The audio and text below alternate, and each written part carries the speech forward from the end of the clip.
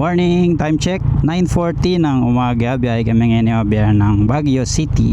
First ride namin ngayong 2026. Hanap lang kami ng pag-i-stayan doon, pero may option na kami kung sakaling fully book, hanap kami iba. Sarap kasi magbakasyon doon, malamig, tapos pwede kang maglakad-lakad, food trip, madaming kainan doon na masarap. Maghanap kami ng bulalo. Distance niya from dito sa Angeles, Pampanga is nasa 170 kilometers. Tara, biyahe tayo ng Baguio ngayong 2026.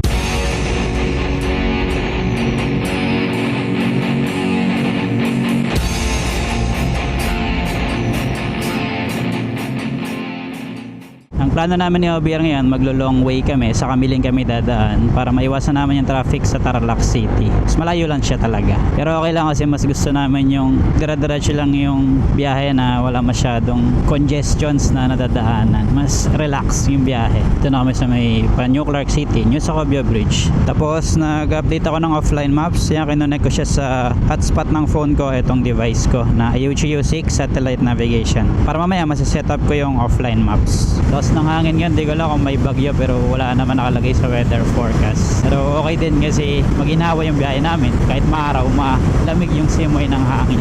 Update din pala sa CVT ni ADV ngayon, naka-K-Works fully set na ulit ako. Tapos yung same set ko dati. Ang difference lang is ang gamit kong bell ay Daytona na clutch bell, yung may knurled groove. Tapos Daytona carbon and Kevlar clutch. Dito ko tinuloy yung torture test ng knurled groove na bell kay ADV para mas mabilis tumaas yung mileage, kasi si Honda Click bira namin gamitin eh. Sakto rin yun kasi pabagyo kami ngayon, puro ahonan. Mas stress ang bell pag puro ahon, tsaka yung lining. Kaya mata-torture test ko talaga. Pero may dalam na akong mga CVT tools, tsaka extrang bell, tsaka extrang clutch lining na Daytona din, yung bell na walang groove nila. Ang isang plano ko pa dito kay ADV sa CVT set niya, yung ceramic pulley bushing, itotono ko siya dito sa K-Works pulley naman kasi naka-stock bushing ako eh. So magaan kasi yun, so pwede mo maximize yung weight ng bola. Pwede ko siyang bigatan para mas tumulak siya pagka dumudulo. Pero tingnan natin kung ganun ang mangyayari. Mas okay pa rin kasi na sa actual mo titingnan yung resulta ng mga tinotono mo or mga pinapalitan mo sa panggilid. Yun kasi yung gamit ko sa Daytona pulley set para makuha ko yung magaan na arangkada or magaan na starting. Itong K-Works kasi mas magaan yung weight ng pulley niya tsaka drive face. Kaya ako din inalis yun Daytona kasi tapos ko na siyang i-torture test. Nagamit ko siya ng 6,000 plus kilometers. Wala ko na encounter ng problema. Matibay siya. So marirecommend ko siya kung budget meal kasi yun is pulley lang. Ang partner niya is stock drive face. Tapos okay din yung performance basta itono nyo lang. Depende sa preference nyo syempre. Argo ng San Jose. Tapos banking. Ayan o.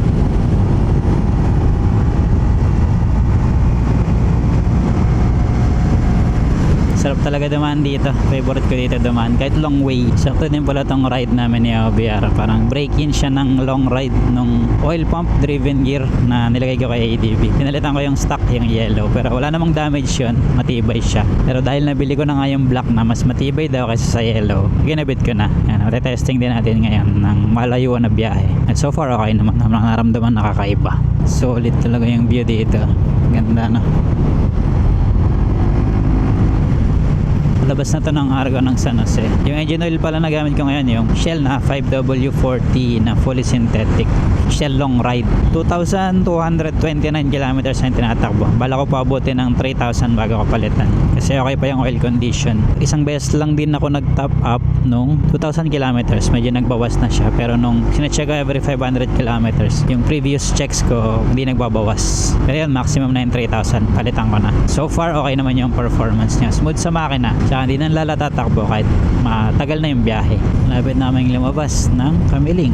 Ito na yung route namin ni Obier, Kamiling. Imbis na dito kami duman sa Paniki, pag ganon, dito ang lusot. Sa Villasis pala ang lusot.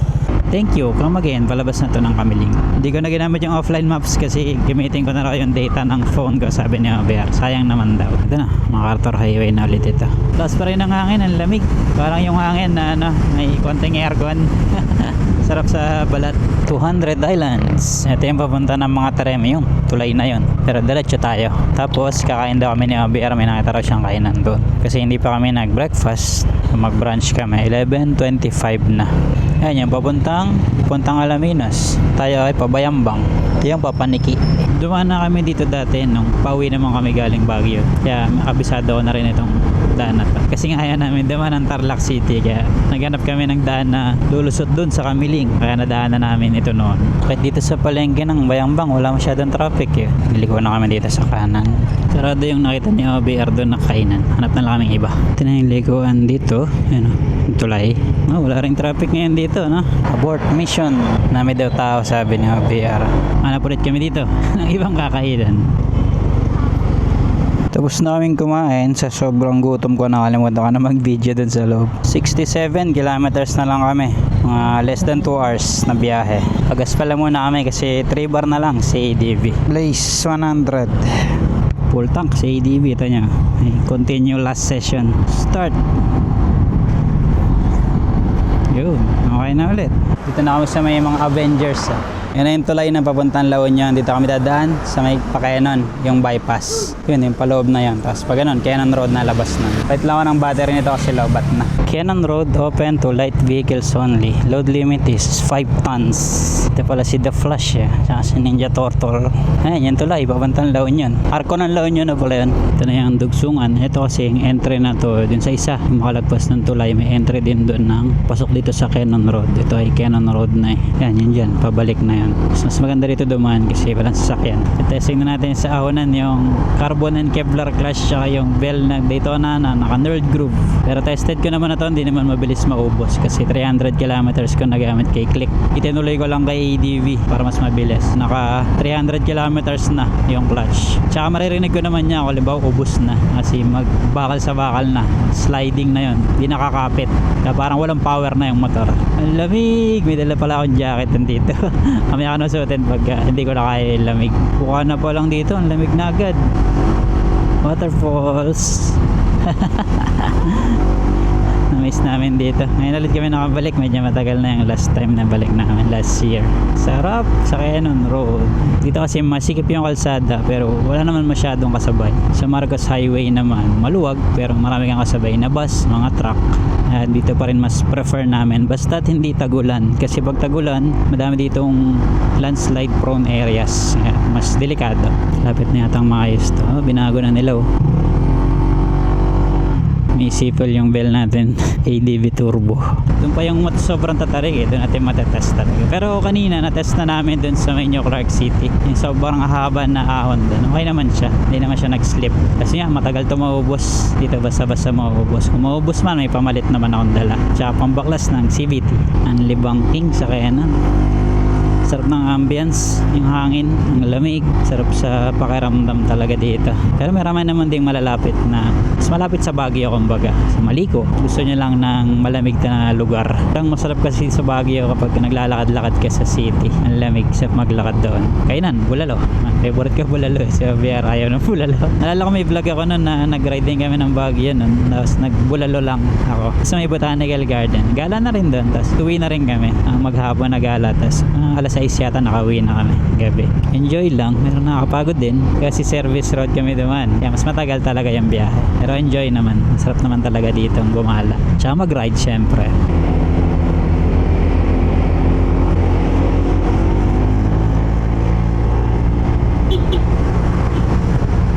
Kita mo, sumenya siya. Pag sumignal siya ng kaliwa, ibig sabihin, meron kasalubong, hindi ka pwede mag-overtake. Kaya nag-signal siya ng kanan kasi walang kasalubong, pwede ka mag-overtake. Kasi maka-encounter ng mga ganun, mga mababait na driver.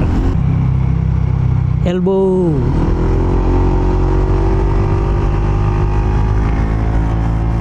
Body position tuloy ako Lapit na rin tayo sa Lion's Head. Ito sa may baba, sakto lang yung gradual na pag-ahon. Pero pag malapit ka na sa Lion's Head, doon na yung matatarik na ahon. Pero kaya naman, kahit may angkas. Si Honda Beat nga dati na gamit namin yung dito. Ito na kami naman. Mukhang kaya ko yung lamig ngayon dito. Kasi maaga pa naman. Di pa sobra. May time yun na bumiyahe kami dito na hapon, as gabi dito. Hindi ko kinaya yung lamig, nag-jacket ako dun. Sa Bukana pala. Ngayon, kayang-kaya pa yung lamig. Cannon Road, Rock Shed. Ito, bagong tayo lang to yung pagkakaalam ko pero last time meron na to. Tapos napunta namin, maiksi lang siya. Yung dun sa may Marcos Highway mahaba. Kasi landslide prone yun. Kaya nilagyan nila yan. Ito puro matatarik na yung ahon dito. Malapit na sa Lion's Head. Kailangan natin unanto at mausok. Come on, man! Welcome to Baguio City. Lion's Head International. diretso na lang kami. 8.8 kilometers lang naman, diretso na. Ito nyo yung ahon dito, tarik. Baba na yan. Sakto lang naman, kaya basic lang. Taas na natin, no? Ayun, no? Taas, oh. Puro ahon na to, oh. Pero basic lang to kay ADB. Sakto lang naman yung ahon. Kahit nabibitin, kaya naman niya eh. Nabibitin na may mga sakyan sa harapan. Malapit na rin kami lumiko. Ang lilikuan namin ay sa may Camp John Hay kami dadaan para makakaiwas din sa traffic. Long way din ang konti. Ito na, paligo na kami sa may Camp John Hay. Malapit na. Dati usually diretso yung daan namin eh. Pero nung natuklasan namin ito, less yung traffic. Ibig na dumiretso ka dyan, kakanan ka dito. Dito, kanan na tayo. Yan, papunta ito ng Camp John Hay. Magre-route naman yung maps natin. Ayun, nagre-route na. Pwede na ako mag-jacket pero kaya pa naman. Tsaka malapit na eh. 5.3 kilometers na lang. Scenic din kasi dito. Ito nyo yung view. Ang ganda. Compare dun sa kabila. Kaya mas gusto trip namin dumaan dito. Sarap, ang lamig. Ito na yung Camp John Hay. Ayun, dyan. Nagpunta na pala kami dati dyan sa chocolate. Ano yan? Chocolateria, Chocolate de Baterol. Basta may kinain na kami dyan sa loob niyan dati. Pero nag-taxi kami from sa hotel. Yung yata yung dala namin si Honda Beat. Tagal na nun. Naligo tayo dito. Nag-aralan ko sa maps to. Ayan. Tapos ayan yung entrance ng nakita namin hotel. Ayun, oh. Yung kabila kasi one way.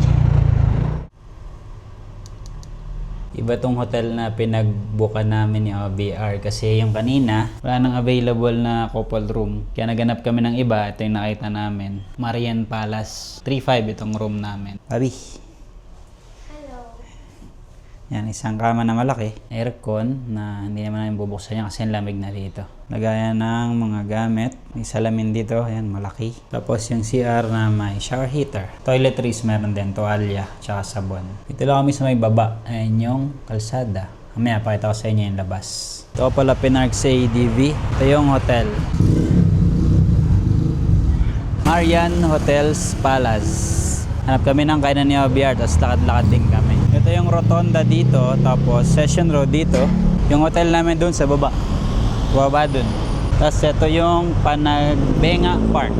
Then yung kanina, yung unang pinuntahan namin na hotel. Ito na kami sa may Session Road. Ito, tapos yun yung SM. Dito tayo sa baba. Ito na yung food namin ni OBR. Dito kami sa may Salibaw. Bulalo, tsaka grilled liempo. Dito na ulit kami sa may room. Tapos bumili kami ng snacks, tsaka ng drinks. Ito palang room, meron siyang free na breakfast. Tapos may coffee doon sa labas. Parang kahit kailan kaya kumuha pwede. Unlimited siya. Titimpla ka lang doon. So, bukas gala naman kami ng Camp John Hay. Imi-meet ni OBR yung friend niya. Kopi ko Blanca. Humingi na lang ako ng tubig doon kasi out of order yung coffee maker nila. Morning OBR. Ito na yung breakfast namin ni OBR, yung free breakfast kasama nitong hotel room. Grilled sausage, tapos spam kay OBR. Punta na kami ng Camp John Hay ni OBR ngayon. Taxi kami. Dito na kami sa may loob. Dito yung pinag-i-stayan ng friend ni OBR. Forest Lodge. Hintay lang namin siya. Hello!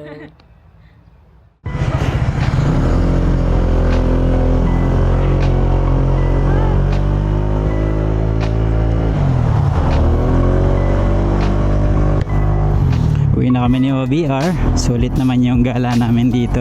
Tsaka ang gala talaga namin is imi-meet namin yung friend ni OBR, si Dayan. Paglakad-lakad na rin kami naman doon sa may Camp John Hay. Sarap yung ambience doon. Tsaka may mga park na pwede kayong galaan. Dito ulit yung daan namin sa may Camp John Hay pababa. Malapit lang, no? Doon lang yung hotel namin. So yung dito na clutch, carbon Kevlar clutch, tsaka yung World Bell nila. Wala naman naging problema. Okay siya. Ito sa ride namin sa Baguio na maraming ahunan.